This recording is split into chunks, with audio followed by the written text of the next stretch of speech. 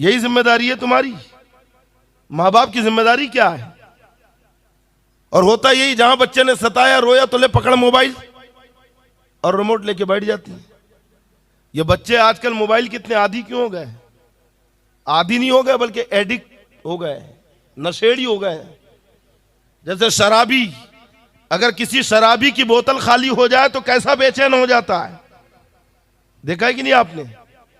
शराबी की बोतल खाली हो जाए तो कैसा बेकरार और बेचैन हो जाता है। वही हाल आज इन बच्चों का और नौजवानों का है कि अगर इनके मोबाइल का रिचार्ज खत्म हो जाए तो देखो इनकी हालत, या बैटरी उतर जाए, चार्जर ना मिले तो देखो तमाशा। इतने ज्यादा मोबाइल के आदी हो गए कि 24 घंटे में से 10 घंटे तो हाथ में मोबाइल है उनके। हर थोड़ी देर में देख रहा है, हर थोड़ी देर में देख रहा है। और ये आदत बचपन से लगी है।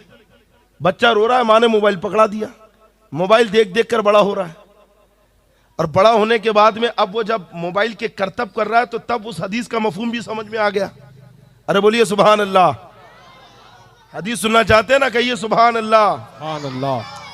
अल्लाह के प्यारे नबी सल्लल्लाहु ताला अलैहि वसल्लम फरमाते उतलुबुल इल्मा मिनल महदे इलल लहद, मां की गोद से लेकर कब्र की मंजिल तक इल्म हासिल करो। साहबा इकराम तक ये रिवायत पहुंची, उन्होंने याद किया, आगे बढ़ाया, आगे पढ़ती गई, हम तक ये रिवायत पहुंची। लेकिन अक्सर ये ख्याल जहन में आता था कि मां की गोद से कैसा इल्म लिया जाएगा, मां की गोद से कैसा इल्म हासिल किया जाए। लोग शशोपंज में थे, बच्चा अभी छोटा है, उसे क्या पढ़ाए, अभी तो इतना सा है, अभी 2.5 साल का है, अभी 3 साल का है। लेकिन जब से ये डिजिटल दौर आया, ये टीवी मूवी का दौर आया, तो ये मामला भी हल हो गया कि बच्चे को टीवी के सामने खड़ा कर दिया। अब टीवी में कोई एक्टर नाच रहा है, सर पे हाथ, कमर पे हाथ रख के, तो इतना सा बच्चा भी वैसी करने की कोशिश कर रहा है, नाचने लगा। मोबाइल में बच्चे ने जब नाच डांस देखा तो बाहर वो भी यही करने की कोशिश कर रहा है। मोबाइल में देखा कि कोई शेर चल रहा है, कुत्ता चल रहा है, तो बच्चा भी वैसी चलने की कोशिश कर रहा है। तो यहीं से मामला हो गया कि जब ये 2.5-3 साल का बच्चा अगर टीवी में किसी को नाचता हुआ देख ले तो ये भी नाचने की कोशिश कर सकता है। जब किसी जानवर को चलता हुआ देखे तो यह भी जानवर की एक्टिंग करके वैसे ही चलने की कोशिश कर सकता है। तो कसम खुदा की, अगर इस बच्चे को मां नमाज पढ़ते वक्त मुसल्ला बिछाकर बाजू में खड़ा कर ले तो मां को रुकू करता हुआ देखकर बच्चा भी रुकू कर सकता है, मां को सजदा करते हुए देखकर बच्चा भी सजदा कर सकता है, मां को नमाज पढ़ता हुआ देखकर बच्चा भी नमाज पढ़ने की नकल कर सकता है। नारे तकबीर, नारे रिसालत, मसलके आला हजरत, पैगाम इस्लाम।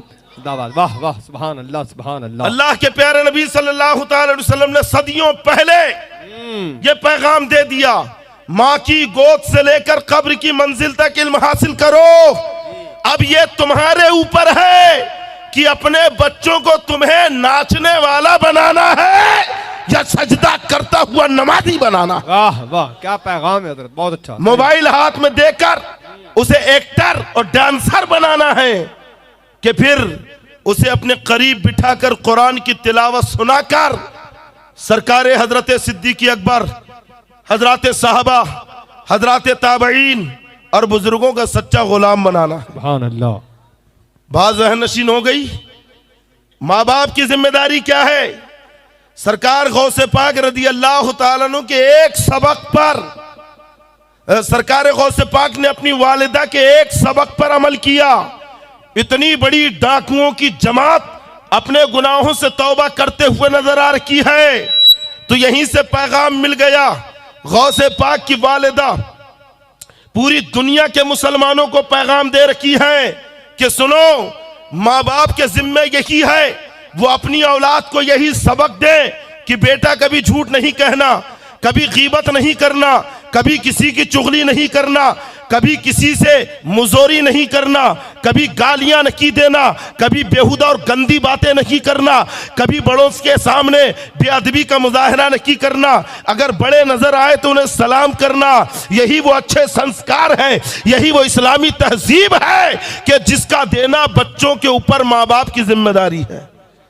और अगर ये तहजीब, ये कल्चर लेकर बच्चे घर से बाहर नहीं निकले तो फिर वो कुछ भी बन जाए, वो डॉक्टर बन जाए, वो प्रोफेसर बन जाए, वो लेक्चरर बन जाए, वो लॉयर बन जाए, वो मुफ्ती बन जाए, वो आलिम बन जाए।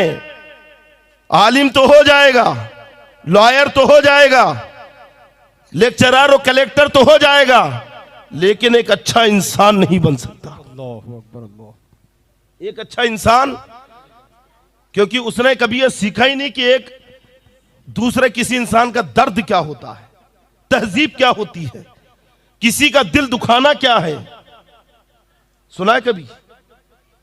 इसलिए तो बड़े बड़ी जगह कैसे सुनने में आते हैं, फला फला डॉक्टर के पास गए, आड़ी टेढ़ी रिपोर्ट बनाया और इतना इतना खर्चा करके कुछ भी इलाज कर दिया।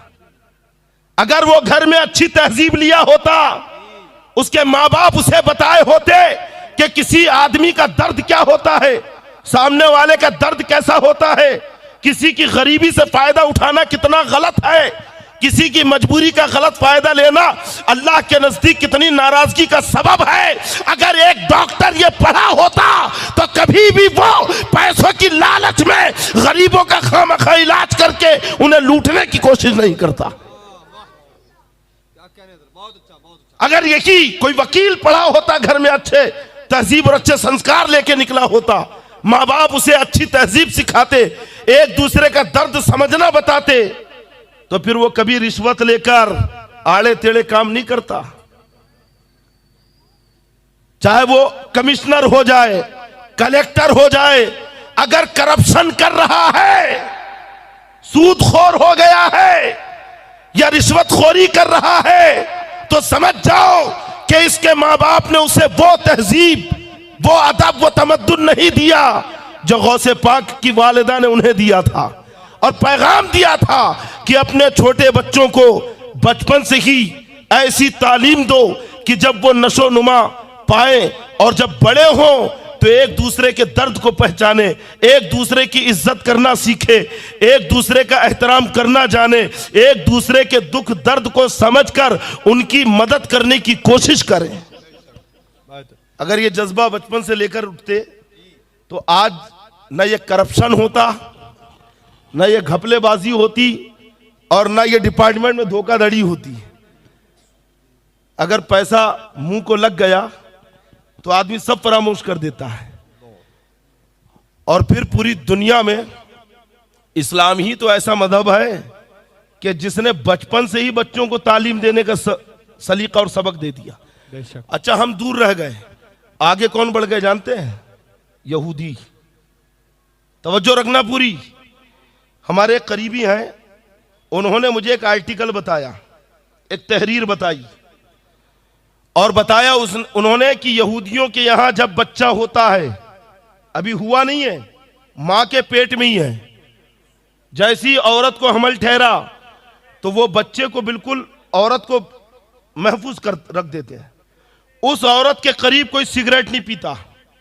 यहूदियों के यहां हामिला औरत के करीब कोई सिगरेट नहीं पीता, कोई बीड़ी नहीं पीता, कोई स्मोकिंग नहीं करता, कोई शराब नहीं पीता, उसके नजदीक टेलीविजन या टीवी और ये सब नहीं चलाए जाते और उसे हर तरह से बिल्कुल यानी प्रिकॉशन दिया जाता है। और फिर उसका जो शोहर होता है और वो हामिला औरत दोनों मिलकर मैथ्स के मुश्किल सवालात हल करते हैं।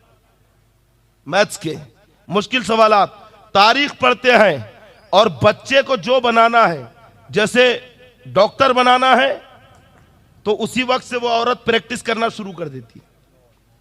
बच्चा पेट में ही है लेकिन औरत ऐसी किताबों का मुताला करती है कि जो उस बच्चे के सब्जेक्ट से ताल्लुक रखे जो वो बनाना चाहते हैं। बच्चे को लॉयर बनाना है तो फिर वो लॉ की किताबें पढ़ती हैं, अगर बिजनेसमैन बनाना है तो फिर उस सब्जेक्ट को लेकर वो मुताला करते हैं। शोहर जोर से पढ़ता, बीवी सुनती है या बीवी खुद पढ़ती है ना। उनका मानना यह है कि जो कुछ भी हम बाहर करते हैं उसका असर बच्चे के ऊपर पड़ता है ना। समझ गए आप? तवज्जो है। हम कहते हैं कि यार यहूदियों, तुम्हें आज पता चला सरकार गौसे पाक ने तो सदियों पहले बता दिया।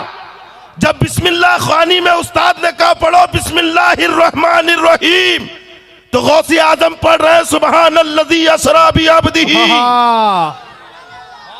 उस्ताद हैरत में कहा बेटा आज तो पहला दिन है, तुम्हें हुरूफे तहज्जी पढ़ना है, लेकिन तुम 15वां पारा पढ़ रखे हो, कहां से पढ़ा, किसने पढ़ाया? तो कहते हैं कि मेरी माँ 15 पारों की हाफिजा थी, और जब मैं अपनी माँ के पेट में था तो मेरी माँ रोज 15 पारा पढ़ती थी, वहीं पर मैंने सुन सुन के याद कर लिया।